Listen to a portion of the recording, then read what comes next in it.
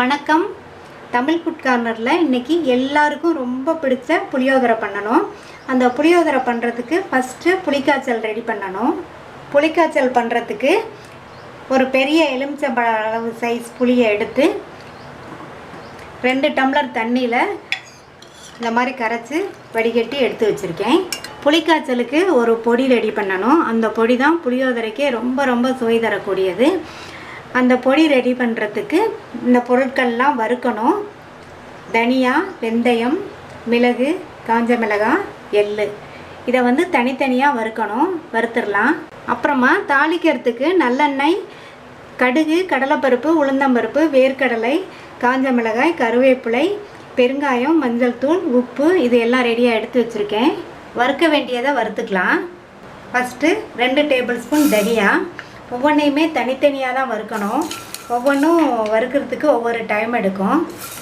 தனியா வறுபட்டுருச்சு, வாசனை வந்துருச்சு. இதை எடுத்துடலாம். 1 டீஸ்பூன் வெந்தயத்தை சேர்த்துட்டு இந்த வெந்தயமும் நல்ல பொன் கலராக வாசனையாக வரும்படி வறுத்துக்கலாம்.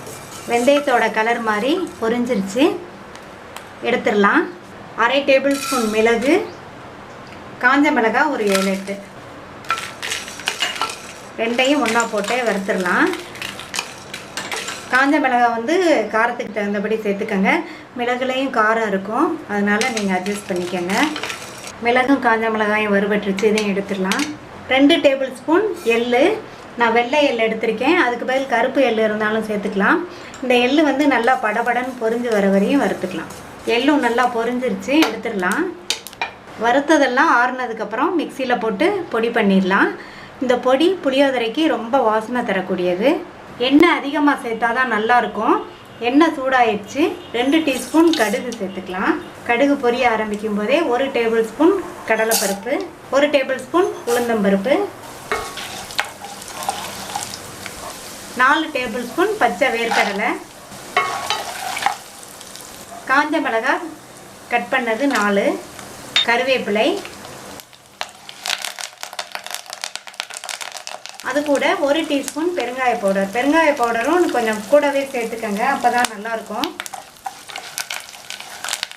இது எல்லாமே நல்லா வறுபடட்டும். எல்லாமே வறுபட்டுருச்சு. புளிக்கரைசலை சேர்த்துடலாம்.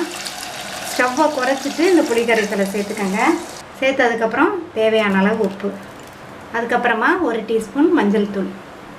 மஞ்சள் தூள் எண்ணெயில் போடாமல் இந்த மாதிரி கடைசியில் போட்டோம்னா அந்த மஞ்சள் தூள் எண்ணெயில் கருகாமல் இருக்கும். இது எல்லாம் நல்லா கொதித்து வரட்டும். புளிக்காய்ச்சல் கொதிக்க ஆரம்பிச்சிருச்சு. இது நல்லா சுண்டி எண்ணெய் பிரிஞ்சு வரட்டும். புளிக்காய்ச்சல் 15 நிமிஷமாக கொதித்து நல்லா வற்றி சுண்டி வந்துருச்சு. நம்ம சேர்த்த எண்ணெயும் மேலே தெளிஞ்சு வந்துருச்சு. இந்த ஸ்டேஜில் வறுத்து பொடி பண்ண பொடியை சேர்த்துக்கலாம்.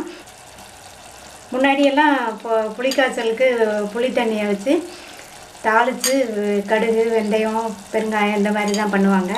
இப்போ இந்த பொடி போட்டு பண்ணுறது ரொம்ப வாசனையாக இருக்கும். கோவில் புளியோதரையிலலாம் இந்த மாதிரி பொடி தான் பண்ணி செய்வாங்க. இந்த பொடியோட 2 நிமிஷம் கொதிக்கட்டும். நல்லா கெட்டியாகி புளிக்காய்ச்சல் ரெடி ஆயிடுச்சு. இறக்கிடலாம். சாதத்தை உதிராக வடிச்சிட்டு 2 ஸ்பூன் எண்ணெய் விட்டு ஆற வச்சுருக்கேன். இந்த மாதிரி செஞ்சோம்னா நல்லா பொழுன்னு இருக்கும். புளியோதரையை கிண்டிடலாம்.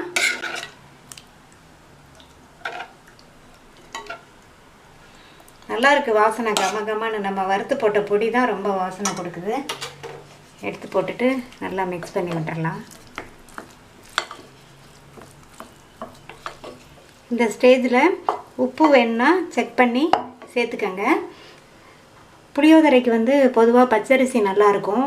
பச்சரிசி வேண்டாங்கிறதுனால புழுங்கலரிசியில் தான் நான் புளியோதரை பண்ணியிருக்கேன். பச்சரிசி சேர்த்தோம்னா அந்த புளிக்காய்ச்சலை அந்த பச்சரிசி நல்லா அப்சர்வ் பண்ணிவிட்டு இன்னும் டேஸ்ட்டாக இருக்கும். கடைசியாக நம்ம பவுடர் பொடி பண்ணோம் இல்லையா, அதிலேருந்து கொஞ்சம் நான் தனியாக எடுத்து வச்சுருந்தேன். அதை இதில் மேலே சேர்த்துட்டு மறுபடியும் கிளறி விட்டுடலாம். இந்த மாதிரி சேர்த்தோம்னா இன்னும் புளியோதரை நல்லாயிருக்கும் டேஸ்ட்டாக. கடைசியாக ஒரு தடவை சேர்த்துக்கணும். இந்த மாதிரி புளிக்காய்ச்சல் நீங்கள் ரெடி பண்ணி வச்சுக்கிட்டிங்கன்னா 1 மாதம் வரையுமே ஃப்ரிட்ஜில் வச்சா கெட்டு போகாமல் நல்லாயிருக்கும். நம்ம சாதம் வடித்து தேவைப்படும் போது புளியோதரை ரெடி பண்ணிக்கலாம். புளியோதரை கிளறினதுக்கப்புறமா உடனே சாப்பிடாம 1/2 மணி நேரம் அல்லது 1 மணி நேரம் கழித்து நம்ம சாப்பிட்டோம்னா சாதம் வந்து புளிக்காய்ச்சலை நல்லா உள்வாங்கிட்டு சாப்பிட்றதுக்கு ரொம்ப நல்லாயிருக்கும். புளியோதரை ரெடி ஆயிடுச்சு. இந்த வீடியோ உங்களுக்கு பிடிச்சிருந்தா தமிழ் ஃபுட் கார்னர் சேனலுக்கு சப்ஸ்கிரைப் பண்ணுங்கள். தேங்க்யூ.